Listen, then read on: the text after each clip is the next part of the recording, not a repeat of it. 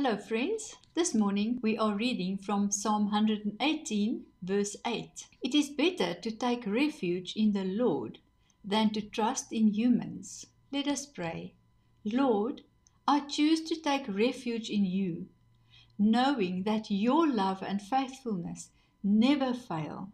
Teach me to rely on your wisdom above human understanding and to seek your guidance in all things. I declare that you are my firm foundation and my place of safety. Help me not to lean on my own understanding or be swayed by the opinions of others, but to trust fully in your plans and purposes for my life. I surrender my fears, my uncertainties, and my tendency to seek answers from others instead of you into your hands. For you alone are trustworthy. I pray this in Jesus' name. Amen.